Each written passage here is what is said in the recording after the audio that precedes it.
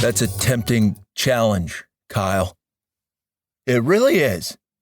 Bravo to you for having a good idea for a change. Good job, man. DarbyCast Wildcard Friday. Hope you had an interesting Thanksgiving. I won't say good or bad. Interesting is what we're looking for these days. So you're not disappointed when things go horribly wrong and out of control. That might not be the most functional way to navigate society, but how do you do it, right, Kyle? The whole thing's a mess.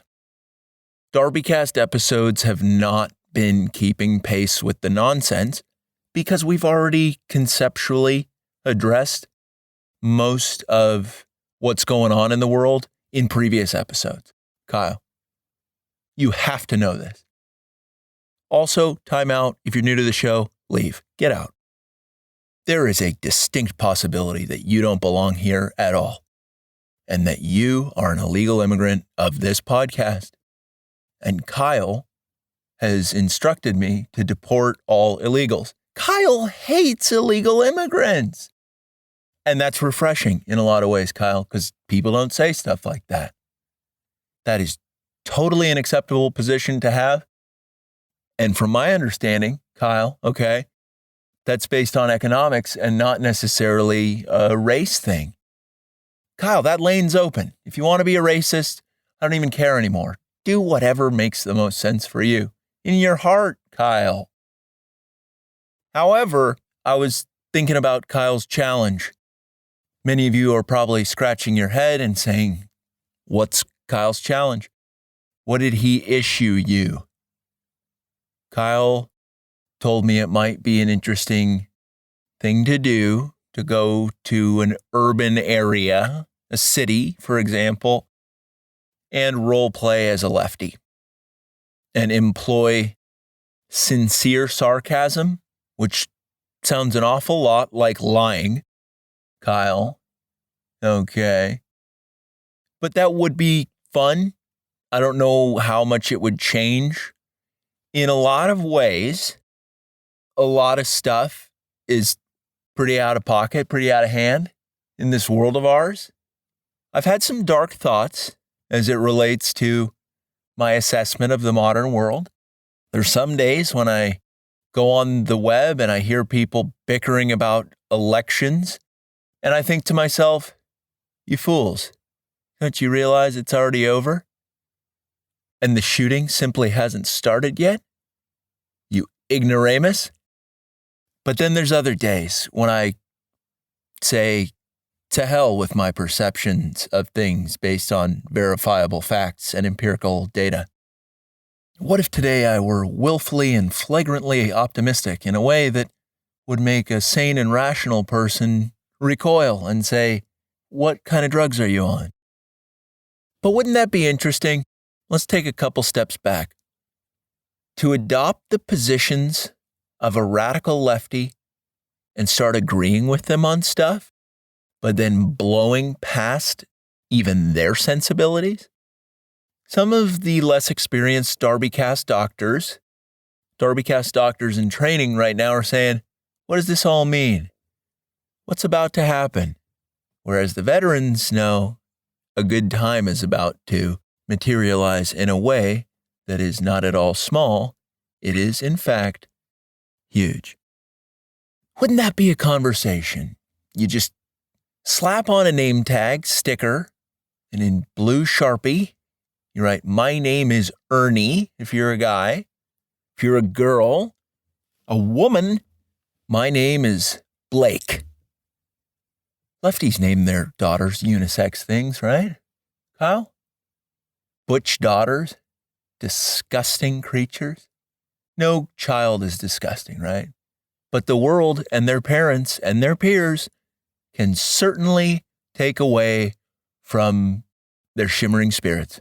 And boy, have we seen a lot of that in the modern age. Sorry, Blakes of the world, you got a raw deal. You had lefty parents. They thought about aborting you like 15 separate times. It wasn't one conversation. Your mom kept coming back to the subject, and your dad was like, I want to have this child. And your mom was like, I want to fucking drink mimosas. I can't drink for 9 months. Are you kidding me, Nathan? It's the husband, the dad in this scenario of Blake, husband of Katrina. I want to get shit-faced, okay, Nathan? Do you understand how hard this is for me? I want to travel. I want to go to Milan already. Ouch, right? Sure hope you're not linked up with a chick like that. Or if you're a lady, I sure hope you're not hooked up with a pushover like Nathan, who would allow you to act in such a way and maybe not following through with slugging you, but like it crosses his mind once or twice and be like, these laws, damn it. Don't get me wrong, I'm not pro-violence against women, but there are women who write checks with their mouth that if it were a dude saying those things, he could all but guarantee himself a one-way flight into a dumpster after an absolute shellacking. You ever notice that? Women who push the envelope in public, they shame men that they know or that they don't. And it's like, that's not okay. That is not ladylike. And consider if you were a dude, Miss Equality, okay, Katrina, if there were true equality, you would have been thrown off a bridge 15 years ago. But let's talk about the example of putting on a name tag of Ernie or Blake and going to a city and just posting up at a coffee shop, right, Kyle? Not bad. Coffee, right?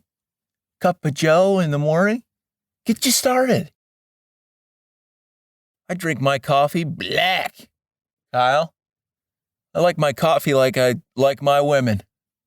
Big, black, and out of control. I've never dated a black chick, so that was a lie. But I do drink my coffee black. That's true. But imagine posting up at a coffee shop, wearing a name tag and holding a clipboard with a fake survey on it and saying you were from the news.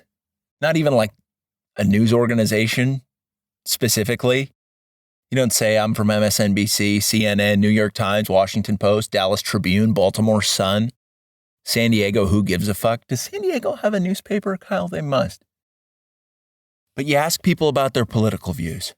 And you make sure it's a hipster coffee shop or a Starbucks. You find plenty of lefties in those locations. And you just go down a checklist and you say, how do you feel about abortion? And they say, I'm for it. Hell yeah, women. Ice those kids. And then you come in as Ernie or Blake and you say, I think every woman should have at least a couple of abortions in their life. Is that so unreasonable? And that kind of short circuits somebody's brain because then you're navigating into the territory of widespread compulsory ritualistic sacrifice of unborn children, which isn't so far off from how some people conduct themselves as a larger group. Very inappropriate.com. Kyle, would you see if that's available? Veryinappropriate.com. Make that an awareness site for anything. A lot of awareness could be spread in today's day and age. I don't think that's a big stretch. You ask people about immigration. You say, what's your take on what the right amount of immigrants is? And they say, immigrants are great and they make mean street tacos. And then you step into the space as a hero.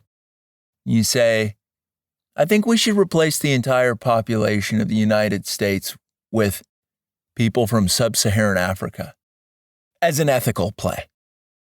And then they say, what? And you say, are you a racist? I am detecting racism. They say, no, I'm not racist. I'm not racist. And then you say, mind if I fill in your answer as we should invite all of sub-Saharan Africa to the U.S., do a switcheroo, but by a switcheroo, like kill everybody first and then just bring Africa to the States? Are you comfortable with me putting that as your answer? You wouldn't want to be a racist now, would you? Fuckface. This is how you conduct a survey. Okay, Kyle. I'm a scientist. face it. Some people might be listening to this and say, this is pseudoscience. This isn't real science. Real science has not been in the building for many decades. Replicability crises in many a field, Kyle. Many a field. This person might try to get up and get on with their day, but there's a distinct chance that they'll be way too scared because you intimidate them with buzzwords. If they try to leave and be like, you mind if I just pencil in that you're transphobic because you left before my trans question? And they say, oh, heavens, no. I wouldn't want to come across as that way. You say, very good. Have a seat. The name's Ernie, and I'm here to stay and help out. I'm a helper. Some of you might be thinking to yourselves right now, this is so insincere. And to that, I say, my goals and methods might simply be beyond your comprehension, and you should go to Michael's craft store and fashion yourself a decorative dunce hat and go sit somewhere and think about how stupid you are. But you sit that person down, that latte drinking, pumpkin spice demon adjacent person who has fallen very far from our Lord and Savior. Maybe it's not their fault, but it could be their responsibility to buy some Flex Seal and start patching up their ship a little bit. Kyle, Flex Seal? Good infomercials. High energy sales fella. He's no Billy Mays, but then who is, right? Miss that guy. R.I.P. Billy Mays, Kyle. But you keep going down your survey and you say, what's your take on trans folks? This is like an open, free response. What do you think about trans kids? And if this person is a total coward or a malevolent bastard, they're going to say, I love them. In fact, I find them hot. And you're going to have to suppress your instinct to decapitate them slowly with a ballpoint pen. But nobody said taking a survey like this was going to be easy. Okay. And they say, yeah, they're great. The kids are great. I love it. And you say, do you think we should jail people who refuse to plow trannies? Because that's actually the correct way to look at things. In fact, I brought a tranny with me. Kyle, in this example, you would be dressed in drag, and I would try to force this person to kiss you. I know how terrible that sounds. But as method actors, Kyle, we got to step up. You have to step up. This is your role, not mine. I am the survey liaison. Okay.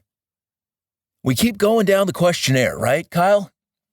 You say, what do you think about political lobbying, money laundering through cryptocurrency, like the FTX scandal?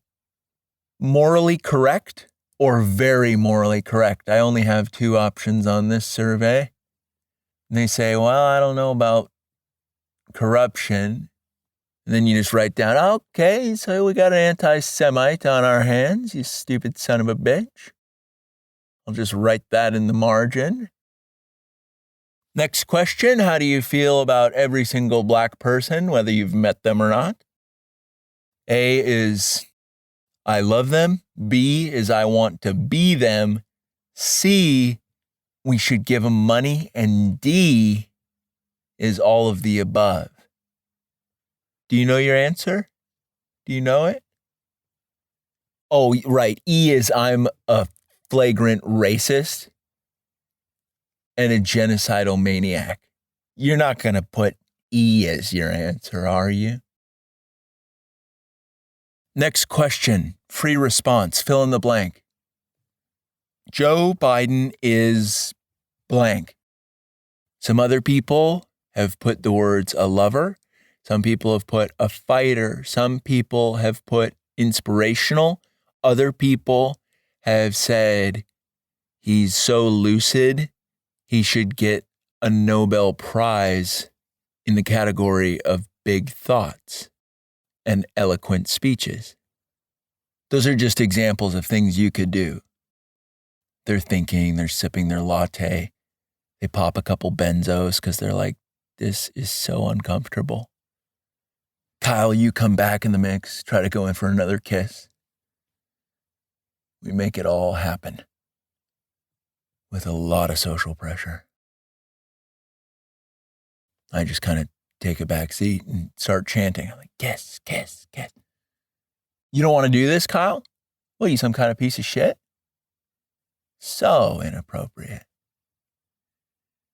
But we keep moving down the questionnaire, right? We got a lot of issues to touch upon. Complete the following sentence. We need more people like John Fetterman in A, government, B, C-level executive positions, 4, throw them off a little bit with my question style, working with kids, and Roman numeral V, teaching at universities. What makes the most sense there for you? Some of you might be thinking right now, let's take a time out, okay? Some of you might be thinking they would know that you were up to no good. But that's when you got to be strong and keep a straight face. You can't laugh. The best disguise in this is anger and vitriol. And they say, is this a real survey? And you say, I don't know. Are you fucking racist? Are you transphobe? Some kind of bigot? Anti-Semite? You calling for violence against LGBTQ? If you're trying to dip out on this survey, I get the distinct hunch that you have a lot of Nazi artifacts, both at your house and your place of work. And I can write that in my comment section if you want to bounce or give me a hard time. I'm just trying to do my job. What is your problem? The name's Ernie and I'm here to stay. Bulletproof, Kyle. Which segues us into the next question of the survey. What are your thoughts on guns? A, evil. B, really evil. C, I love seeing dead kids. D, only the government and criminals should have guns. E, prefer not to answer. In parentheses, it says, I'm a racist. What's your answer, huh, pal? Survey says, right, Kyle? That might be a good title for this episode. Could be. Some of you right now are thinking, why would anybody put up with this? Because you can weaponize shame in the way that the news media has. That's why. Use power words that have nearly magical properties on their ability to influence people's behavior. Final question of the survey, if you would, sir, ma'am, they? Who do you identify as? I'm just going to put you down as Bork. You're comfortable with that, right? Borkin is your pronouns? You didn't say your pronouns, but those just sound right. Those are it, right? Person's like, yeah, it's Bork. It's Borkin. Say, great. How do you feel about whites? We know how you feel about blacks. You love them. You want to give them oral sex. All of them. In sequence. You want to open up a cunnilingus shop. But how do you feel about whites? Should they be killed? Should they be tortured? Should they have their children taken away from them? Or should they be drowned, resuscitated, drowned again, resuscitated again, and then decapitated, have it all filmed, and show it to middle schoolers? What should I put down here? What do you think's correct? Surveys like this might make people uncomfortable. But as scientists, right, Kyle, we need to be willing to ask key questions and use the weapons of the establishment in a way that is unprecedented and far more effective than they ever could have dreamed. Now, I'm not saying to drop your day job and pursue something like this, but I am saying do it on weekends. Clipboards are cheap. Sticker name tags are also cheap. You have a choice after this episode's done. You really do. Either way, you're going to go to Michael's craft store and you're going to buy the fixings of a dunce hat, or you're going to buy a clipboard and a name tag. And maybe there'll be a Home Depot nearby and you can pick up a construction vest to further cement your credibility. Maybe you go to a Ross thrift store. I don't want you to break the bank, and you get a fedora. Then you go back to Michael's and you buy a fake robin's feather. You put it in your hat. That will also exponentially establish you as somebody who has answers. Some of you right now might be thinking to yourselves, isn't a survey artist supposed to ask questions? Maybe. If you're a bigot, okay. The essence of what I'm saying, though, right, Kyle, is to agree with people and then over-leverage their position to a point where they say, oh, there are limits to how far I could technically push things, and perhaps I've exceeded that threshold long ago. It's a dirty trick, but it might be a dirty trick born out of love, compassion, friendship, a desire to have a functioning society in the future. A radical idea in today's climate, which makes me think I didn't ask any questions about climate on the survey, which in a lot of ways is an opportunity for you to improve upon the model that I have laid out. What a treat that is. How young should the voting age be? 18, 16, 15, 4 years old? Do we think 4-year-olds are good? Should we also put 4-year-olds on hormone blockers? Don't dare say the wrong thing, because I've been filming this interview using a drone. Up in the sky, look up. Gotcha, you're in public and this is legal. Which it actually is. Believe it or not. Maybe check your city legislation. Some cities have given pushback on drone technology to combat perverts. Check that, the sexually misunderstood. So many key questions you could put on this survey. How do you feel about science? How do you feel about Fauci? But you just need to progressively make the answers more and more ridiculous until the person looks really distressed. And from that place of distress comes growth, Kyle. A lot of growth. Too much growth, perhaps. Is there such a thing? I don't know. You tell me. Just put you in check, Kyle. That's a chess reference. Make a good move. You're up. We need more women in blank. Healthy relationships, families, corporate leadership positions, combat roles, or wherever they want to go, irrespective of their qualifications or capabilities. And then you turn to the person, you look them in the eye, and you say, there's no wrong answers. And then you wink at them and say, comrade. Dating apps are good for lasting relationships, masturbating with other people's bodies, getting venereal diseases, imploding societal norms, being on the right side of history. What do you think, huh? I personally lean quite a bit towards selection E, right side of history, but that's typically where I find myself all the time. The name's Ernie, and I'm here to stay. A lot of you right now might be thinking to yourselves, this is unrealistic. Somebody would hit the eject button. They'd leave. They would know this was a sting operation.